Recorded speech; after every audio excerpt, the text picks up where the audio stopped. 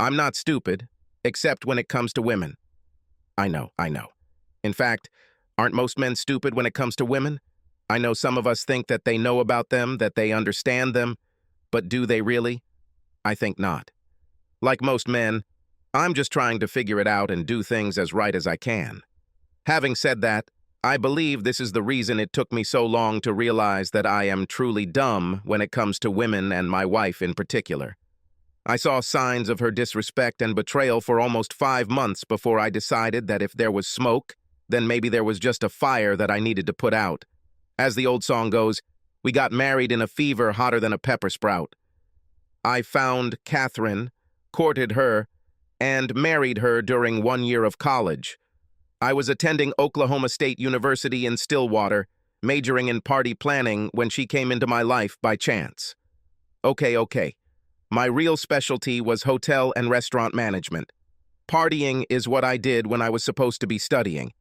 I also worked as a bouncer at Eskimo Joe's, which was well-known and popular in college. The bouncers rotated through different positions in the building to get the job done. We served visitors at the door, checking IDs, and made our way through the crowd to make sure nothing untoward had happened. The bar was on the top floor, and one of us was always on duty at the top of the stairs to prevent drunks from falling down. While I worked there, I quickly gained insight into the female gender. I learned which ones would work, which ones wouldn't, and which ones would sometimes work, and how to identify each one. When I took my post at the top of the stairs, I could see most of the floor below. I watched from my post on the balcony as the women processed the stupid bastards on the first floor. Some women would have 2 or 3 poor, thick-headed bastards, buy them drinks at the same time in hopes of driving them home or to their cars for a little quiet time later in the evening. Many young ladies begged for drinks from dumb men just before closing time. Usually after the last call, or a little earlier, there was a massive outflow of these women. They pretended to go to the toilet before leaving with the young man who treated them for the evening to allow them to rush out the back door that led from the corridor to the toilets. This, of course, infuriated the men, and many times one of the bouncers had to give them advice to calm them down. I knew which young women regularly played the game, and as a public servant, I would warn my friends and sometimes just a guy I thought was cute and didn't deserve to have nasty things said about him. Others, I simply allowed to be carried away. Anyway, one Saturday night after a home game, I was working and watching drunks make fools of themselves when this absolute goddess fell into my arms. Drunk is an understatement for her. She was completely out of her mind and claimed that she didn't even know where she was. She couldn't find the friends she supposedly came with, but I understood that. I had never seen her with these women before, and they were one of the worst groups to sneak out the back door after drinking free all night. I was almost sure they were gone. It was after the last bell, and they usually ran out when the last bell was announced. Around this time, when Catherine was literally hanging in my arms, the man from whom she was begging for drinks approached. He glared at me and grabbed her hand. "Come on, Kelly," he said. "We need to get out of here. I was already starting to think that you disappeared because of me. Well, now I think I know her name." I was about to let her go with the young man when she came to her senses a little and looked at him questioningly. "My name is not Kelly, but Catherine.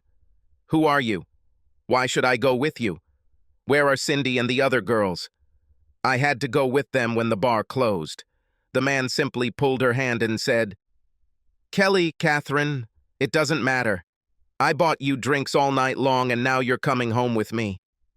Catherine came to her senses again and tried to stand up and move away from the man.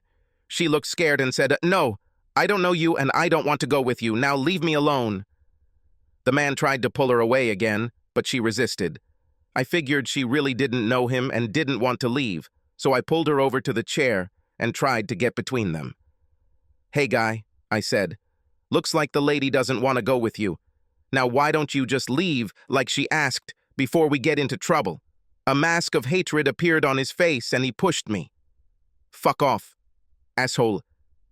This bitch is with me and we're leaving. Now leave it if you know what's best for you." I moved back a little, then grabbed his hand and quickly twisted it behind his back. He screamed in pain as one of my fellow bouncers approached. "Are you having problems, Dave?" "Nope. This guy wanted to take the lady with him, but she didn't want to go. He didn't want to take no for an answer, but I think he understands now, doesn't he?" Having said this, I pulled the idiot's hand up a little more, and he again howled in pain and rose on his tiptoes. "Oh, yes, I understand. Just let me go, idiot." I walked the man to the door and walked out to the edge of the sidewalk. I gave him a little push and said, "Okay, get out, buddy. Now we have your photo, so I don't want to get you in any more trouble. Otherwise, we'll have to call security next time." I walked back into the building and saw a couple of waitresses huddled around Catherine. She passed out right in the chair. Damn, that's what I was thinking. Patty looked at me and said, "Dave, Catherine lives in my dorm. If you help me get her back to the dorm and put her in her room, I can take care of her from there." Well, that's what I did, and that's how I became one of Catherine's favorite people.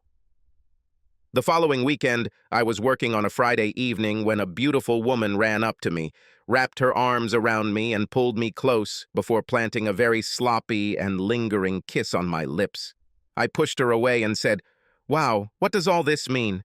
You saved me last Saturday. Patty told me that you stopped that asshole from taking me home, then you drove us back to the dorm and helped her get me into my room. I don't know what would have happened to me if you hadn't saved me. I didn't even know that he and my idiot friends had pulled the old trick of drinking and running out the back door at last call without me. I was supposed to go with them, but they didn't wait for me. They just left. I didn't even hear them call the last time, so I missed it. Well, for the next 2 years while I was working, Catherine was always by my side so that I could always protect her.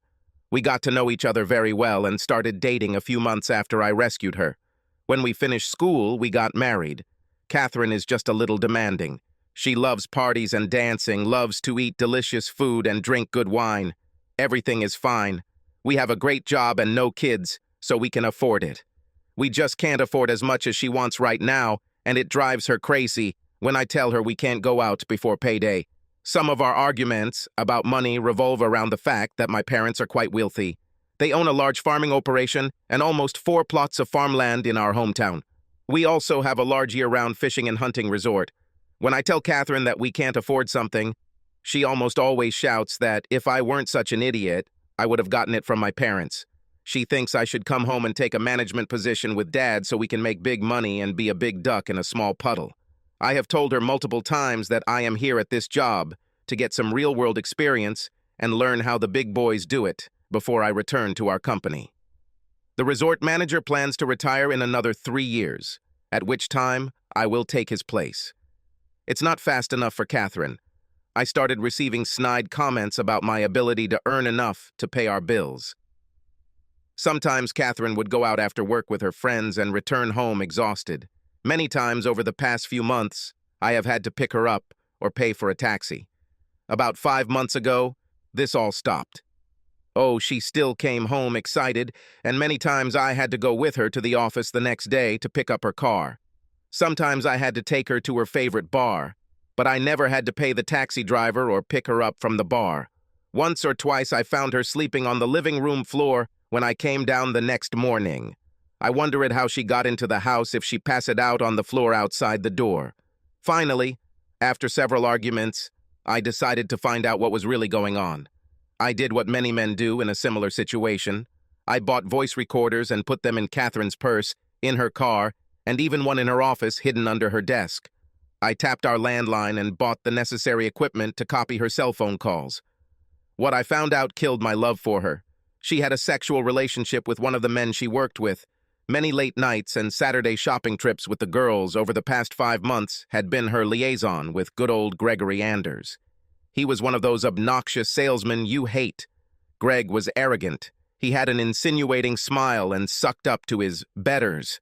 His only saving grace, or maybe not, was that not only was he the highest paid salesman in her company, but his father owned the damn place. I had enough notes to understand 2 things.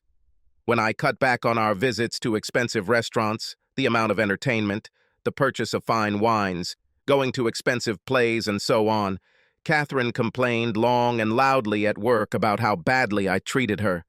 Gregory noticed that Catherine was unhappy and began to follow the women during their nightly walks.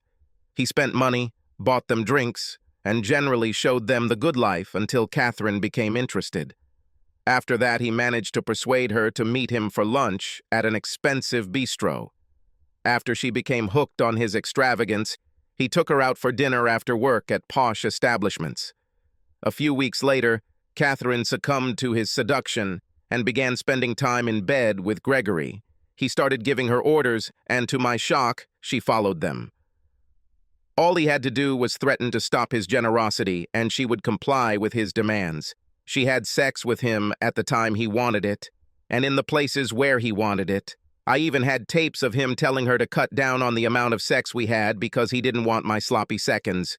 He told her that she had to make sure that more than 24 hours passed from the time she slept with me to the time she slept with him. Otherwise, he would leave her. He said, "I refuse to have sex with my woman after she's been with someone worse. I don't care how you do it, but you have to make sure you're clean before you come to me."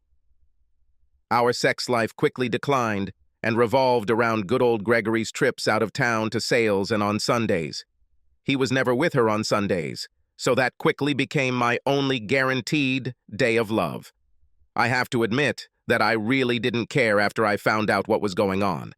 I only kept this cheating bitch around for as long as I could because I was getting ready for a divorce. Luckily, we had only been married about 27 months and had no kids yet when I found out about good old Greg and Kate. We rented a pretty nice apartment and bought 2 new cars. She, of course, had to have a BMW. I was very happy with my 2010 F-150 Super Crew 4X4 that I bought when we graduated from college. When we were going to go somewhere, she refused to go in that damn old truck and insisted that we go in her car. Of course, we rarely go anywhere together now. I just do enough to her to keep her in the dark. Today begins my revenge on Kate and Greg. She has a date with him for tonight. She plans to meet him at the mall at 6:30 p.m. They are going to have drinks and then dinner at a new French restaurant. After that, they go dancing. She told me she was going to a baby shower with the girls. Kate got out of the shower at 5:30 p.m. and started getting dressed. She was ready to leave at 6. This would be just enough for her to get to the mall and meet Greg. I waited in the hallway outside our bedroom door until she came out. I burst into the room and embraced her. I kissed her. "Damn it, Dave, stop it. You know I need to meet the girls at 6:30 p.m. I don't have time for this. And besides, you'll ruin my makeup." "Sorry, honey, I just need you so much. How about we make some quick love now and then continue when you get home?" "No, I don't have time, Dave." I pushed her back into the bedroom until her feet rested on the edge of the bed. I was persistent in my desire, and I had sex with her. I made sure that at least 15 minutes passed before I released her. I really needed this sex. I wanted to make sure she got the full load. I kissed her. She screamed that I ruined her makeup, and that now she had to head to the bathroom to clean herself up, but I grabbed her and dragged her to the door and down the hall. As we passed the table where she kept her purse, I picked it up and handed it to her. "Sorry it took so long, honey," I said, "although I really needed it. Thank you. Here's your purse. If you hurry, you can still make it and not be late. Say hi to the girls for me. You can blame me for making you late. Tell them I apologize. But I need to get myself in order. I can't go into town like this." "No, you're fine, honey. Now go have some fun, baby." Catherine glared at me and turned to her car. It was all I could do not to laugh. I sat there waiting for the tape to hear what that asshole Greg had to say about my wife, Kate. I heard them kissing and moaning as they entered his apartment. There were a lot of rustling sounds. Then I heard Kate say, "Greg, honey, I'm sorry, but Dave made me make love to him before I left. Let me go and clean up before we go to bed." "What?" "I told you not to let that little shit near you when I was going to be with you." I heard a slap and Kate screamed that she didn't mean it. "Now get your ass to the bathroom and clean yourself up." I couldn't hear anything else because Kate had apparently left her purse in the living room and they were apparently having sex in the bedroom. Deep down, I was happy. I pissed off old Greggy, and from the sound of it, he may have slapped Kate. I didn't see a bruise, so I assumed he had just slapped her. The next 2 times I knew Kate was going to be with Greg, I forced her to have sex with me. In fact, every time she left the house, I tried to be with her in case she was actually going to meet Greg, instead of doing that innocent thing that I was told she was going to do. Greg was getting angrier and angrier because Kate kept coming to him after having sex with me. He called her a cheater and other terrible names, almost every time she cried before he took her roughly. It was so cool.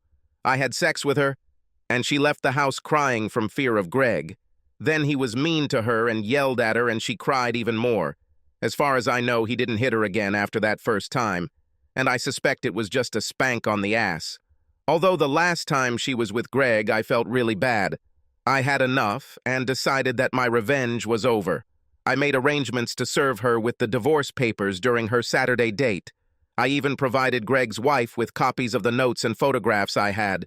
No, I didn't have any pictures of them doing dirty things, only of them having dinner and dancing and kissing in his car and then making love. That was enough. Once or twice, Kate stuck her breasts out so much that you could see it in the photo, and I had 2 photos of them having sex in the car. I paid extra to have Kate served after she and Greg got to his apartment in the city. It was actually an apartment rented by his father's company for corporate visitors. Greg and his father both used her for their affairs with women they were not married to. Oh yeah, I was also kind enough to send Greg's mother photos of his dad and his secretary having sex too. Damn it, why not be a good guy? The housekeeping staff met Greg and Kate in the lobby. After he served her, he gave Greg the letter I had prepared for him. The process server said to Greg, "I have been instructed to deliver this letter to you, Mr. Anders. Mr. Stevens has laid out his activities for you so that you know what has been happening over the past few months and what you can expect the next time you return home." In the letter, I explained what documents I had against him and Kate, and that I had provided them to his mother and his wife. I also asked him if he liked having sex after being with Kate.